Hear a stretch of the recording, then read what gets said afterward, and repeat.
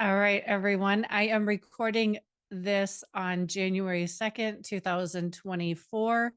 We are going to talk about the Minnesota Earned Sick and Safe Time, which went into effect yesterday.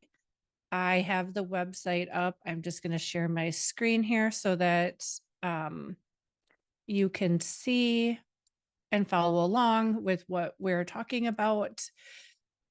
What is sick and safe time? It's paid leave that employers must provide to employees in Minnesota that can be used for certain reasons, including when an employee is sick or to care for a sick family member or to seek assistance if an employee or their family member has experienced domestic abuse, sexual assault, or stalking.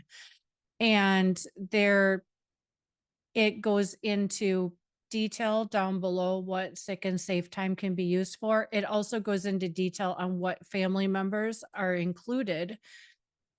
But the main reason that we are talking about sick and safe time is because it has certain specifications that we need to follow. And I will show you how to set it up in QuickBooks Desktop.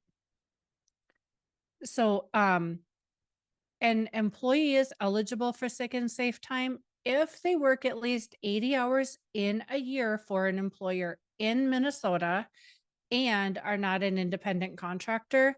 And I want to clarify that if a Minnesota employer has employees who do not work in the state of Minnesota, those employees are not included. It just is for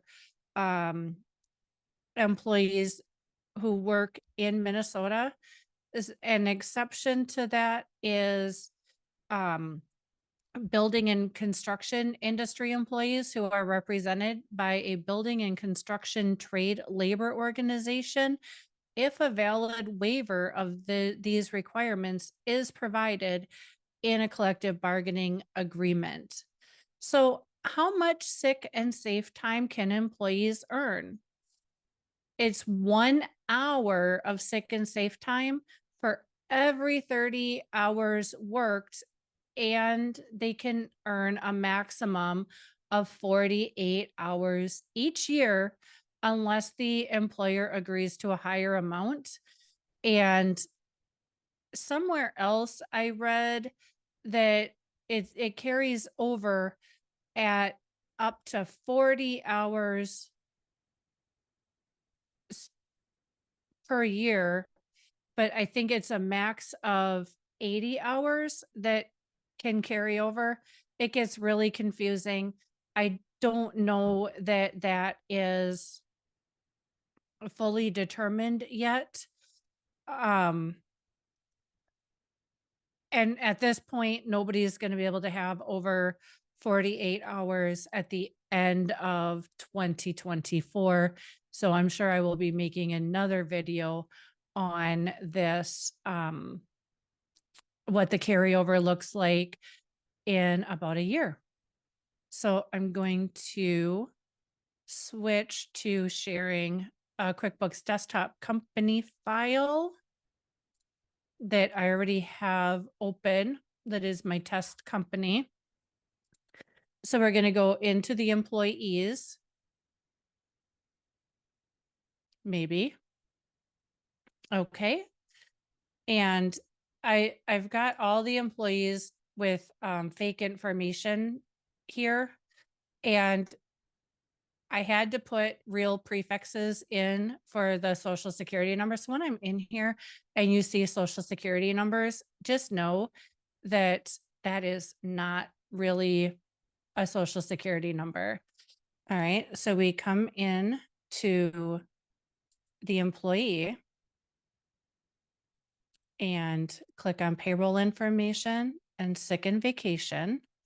And we're going to enter it under sick time because a lot of times the vacation is being used to accrue vacation.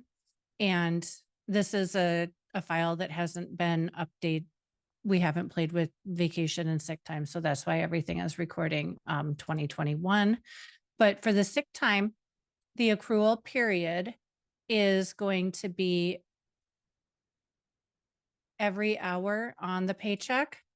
And I've already done the math, and it is 0.03333.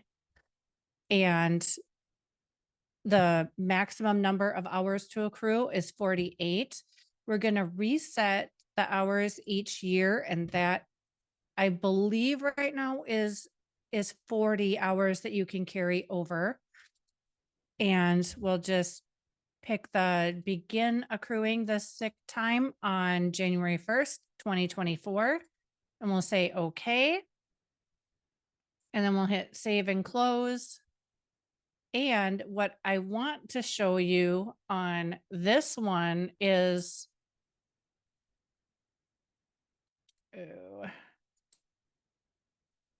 sorry, I keep losing my mouse. I actually wanted to close out of this screen and come back to it.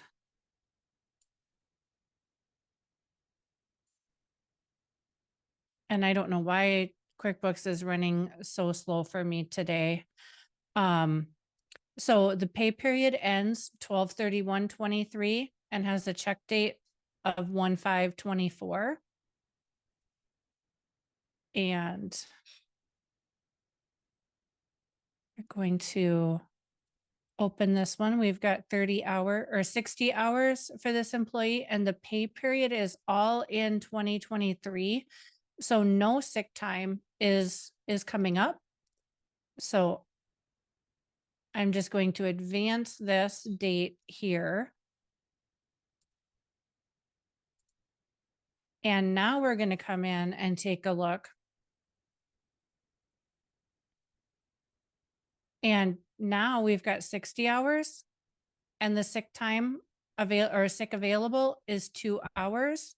And if we change that to 15, it does 0.5, which is exactly what I'm expecting it to show me. And if they worked 40 hours, they've accrued 1.33 hours of sick time. And that is exactly how it is going to appear on the payroll. And I am just going to advance to a salary one to show you that it works the exact same way on the salary employees. So we've got 40 hours, it calculates 1.33. We put 30 hours because that's the test number that I always use. It's 30 hours, so it accrues 1 hour because it accrues 1 hour per every 30 hours worked.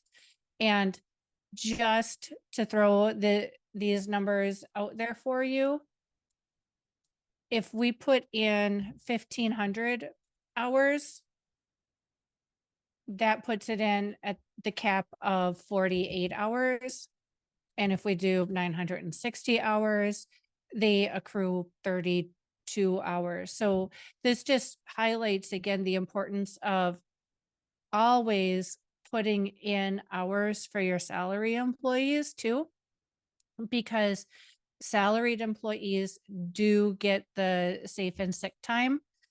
But if we don't enter the salary hours in on each paycheck, it will not correctly calculate the sick and safe time. So please let me know if you have any questions in the comments, and thank you for watching.